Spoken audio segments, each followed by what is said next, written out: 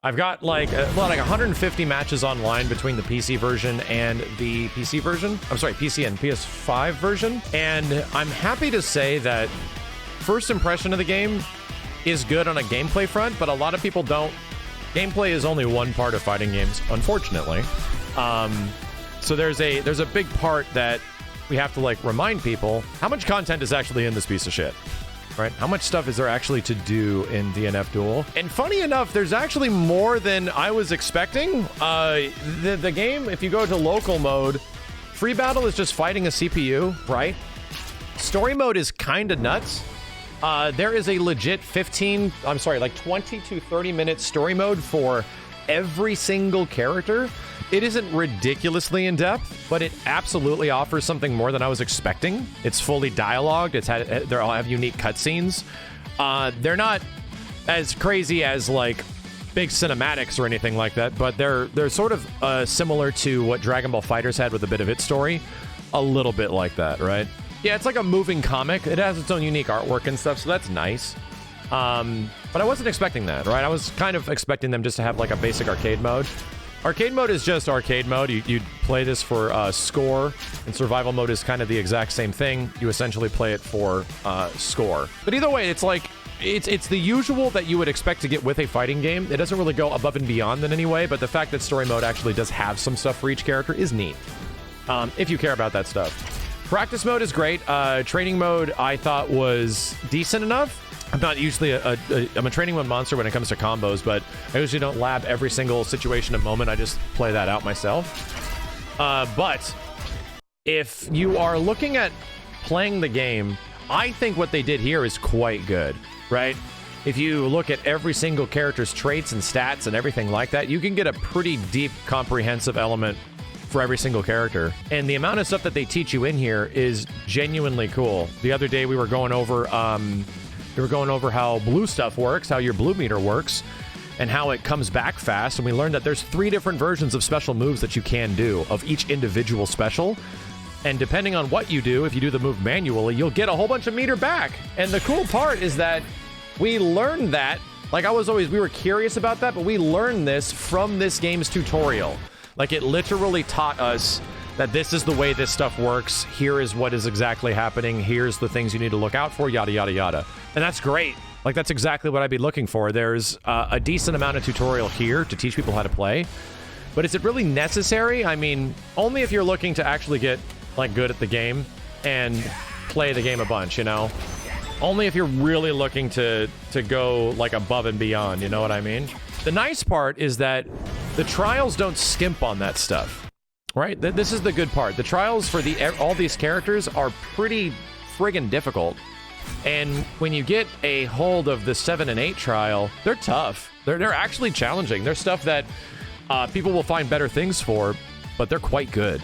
And they give you an idea of how crazy the combo system is. And then online is online. Like, it is relatively unchanged from the betas. It's a bit more functional. You get matched up crazy quick in online mode. Which I am very happy about. I don't spend a lot of my time online looking at menus and stuff. Most of the time I'm actually fighting people, which is great. The ranked matchmaking is not like Guilty Gear, thank God. It's a traditional matchmaking that works relatively quick. And then player matches is where all the goofy lobby stuff is, with all of the, you know, characters and this kind of stuff. So if you want to play like player matches, you can do so and just privatize a lobby, and that's about it. But from the little bit I've seen of that, it's really not bad, right? It all seems like, yeah, if this is how it's going to be, this is how you should do it. It should not be lobbies everywhere for everything, you know? And then collection goes a bit more in depth. There's actually a full-ass replay library for every single one of your online matches. There is a gallery where you can buy stuff related to story stuff. This is no shit. Visuals from DFO, from Dungeon Fighter Online. Yeah, I think there is some stuff from story mode. Hold on a second. Yeah, it's all locked. It unlocks when you actually beat a character story mode, which we did on the PlayStation version. That's nice, right? And then if you really want the dank lore, all of the dank lore is here. If you're really into the story of DFO, which I'm assuming you already would be, but I don't know, maybe if learning about the Gate Slayers and all this stuff would get you to go play Dungeon Fighter Online, I doubt it, right? I doubt it. But still, it's good. Now the gameplay, right? Game's fun, right? And I think that's all I want out of fighting games now. I feel that I am not the one that's going to tell you which game is going to last, which game's going to have the biggest prize pools. And I feel that the people that are asking you about like, oh man, like, is this game going to be taken seriously? Is this going to be the game that'll have a bunch of players and stuff like that? I find those questions really funny because if you play the game and it's fun, then you got enough time out of it. You'll always find a community for fighting games. That's the point of the fighting game community. You might have to look a little bit harder, but you'll always find people to play any fighting game with. That's just the way the world works now. Like almost any fighting game has a community now. So to me, it's like a little weird when people are like, is this game gonna last? Is it, you know, all that stuff is weird to me where it's like, man, you're like hoping that the pot gets bigger for like, you're hoping the prize pools get bigger for tournaments when that effectively is going to maybe have an impact on like 20 people maximum. That doesn't make any sense to me. All I can say is that this game does stuff for me that I was sort of hoping that a game like Grand Blue Fantasy Versus would. And I just never gelled with GBVS. It was a game that that I tried to get into when I first started playing it. To me, this game reminds me a lot of Grand Blue Fantasy Versus, but I think it's more fun. I think it's just, it does a little bit of things that I really enjoy about fighting game stuff. So to me, that is valuable. It's valuable that at least in the department of like giving the users a little bit of freedom with special moves and stuff like that, it's crazy, right? This is actually a part of the game that I'm appreciating. All things considered, I do hope some things change. I think the mobility is super slow.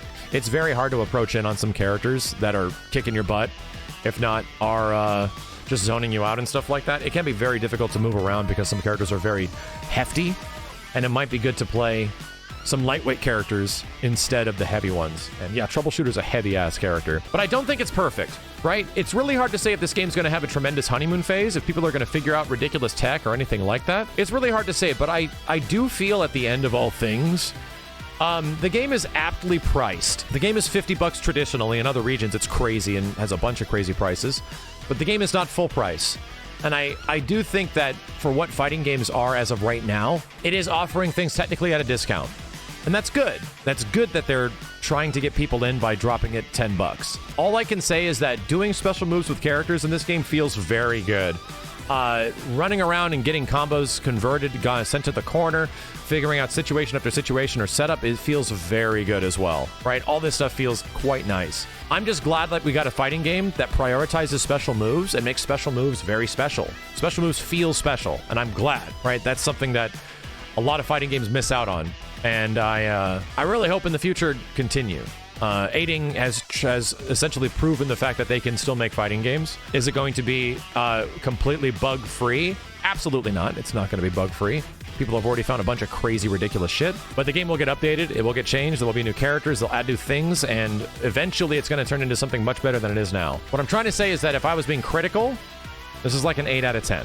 8 out of 10 game. Maybe like a 7.5, which is still good. And I think for me personally, it's an absolute 8 out of 10. There isn't a lot here that I want to mess around with outside of the single-player offerings, within the single-player offerings, but when it comes to the online and the fact that it works and I'm enjoying characters and I'm having fun and I want to learn more characters and stuff, even after like, you know, however many matches we had in the 2 betas that lead us to now, and I have like 200 matches or something close to it. It's good, right? It's good. I think an 8 out of 10 is an absolute solid when it comes to this game, and it could have been much worse, right? They absolutely took that information to heart from the betas and made the online experience a bit better. But the caveat is that the console version of the game on PlayStation has some issues right now. It is marred by the fact that it has a lot of input delay, in a very similar way that Guilty Gear Strive came out and it had a lot of input delay. So the PC version does feel a little bit better, at least to my, you know, my special eyes. And I do like the PC version a lot more. But for anyone that's playing on consoles, the PS4 version runs a little bit better, similar to like KOF.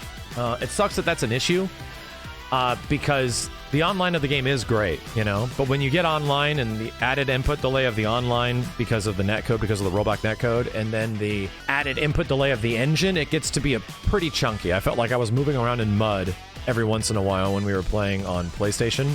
And I didn't really get that feeling with the PC version. 8 out of 10 still, right? You'll have to sort of adjust your purchasing power if you want to get the PC version. There would probably be a bigger congregation of people on console, but I think a lot of people are being burned by the console versions of some fighting games because of this stuff. So there could end up being the biggest community on PC, and let's hope it just gets crossplay. Crossplay would be very nice.